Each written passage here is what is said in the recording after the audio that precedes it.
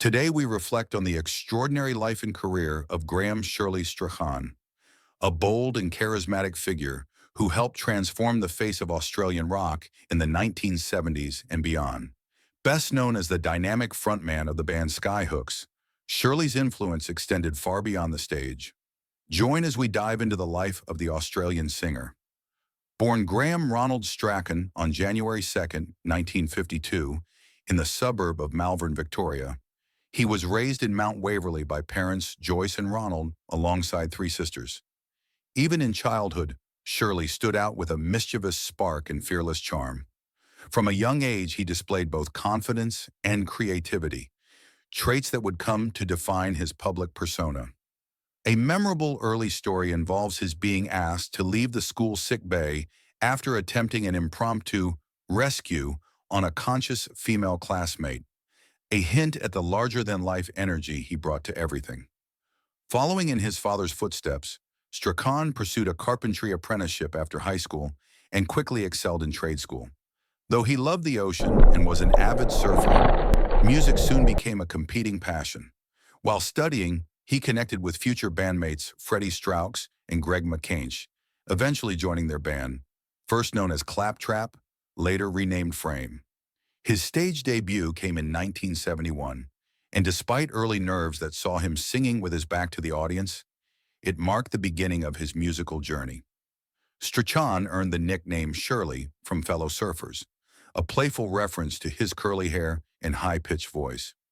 During his time living on Phillip Island, he balanced carpentry, surfing, and music before fate intervened once again.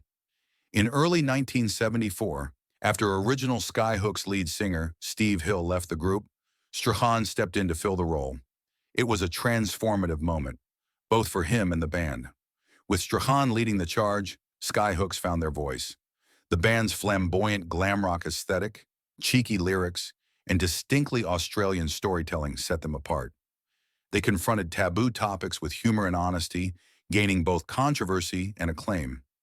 Their debut album, Living in the 70s, had 6 songs banned, but still climbed the charts and captured national attention.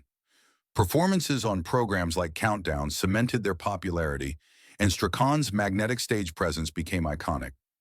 Despite their rapid success, life in the spotlight took its toll. In 1975, Strachan took a break in Bali, returning later that year to marry his first wife, Sandra, in London. He remained with Skyhooks until 1978, contributing to their second album, Ego Is Not a Dirty Word, and exploring solo work at the same time. His cover of Every Little Bit Hurts was a hit, showing his versatility as a vocalist. After leaving the band, Strachan found new success in television. From 1979 to 1983, he hosted the popular children's show Shirley's Neighborhood, which became a beloved part of Australian culture. He also returned to his roots in carpentry, appearing on renovation shows like Our House and hosting radio segments in Brisbane. In his personal life, Strachan was married twice, first to Sandra Davis and later to Sue Scott, a model and television presenter.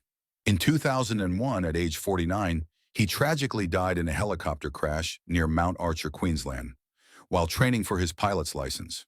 It was during a solo flight near Mount Archer in Queensland, under clear skies, but what happened was unexpected. Strachan encountered sudden mountain turbulence, causing the rotor of his Bell 47G helicopter to detach the tail boom, leading to a crash on the mountain's north-northeastern slope. His ashes were scattered at sea by his wife Sue, honoring his deep love for the ocean. Though his life ended far too soon, Shirley Strachan's contributions to Australian music, television, and culture remain profound. With his unmistakable voice, humor, and fearless individuality, he left behind a legacy that continues to inspire. What will you remember most about Shirley Strachan?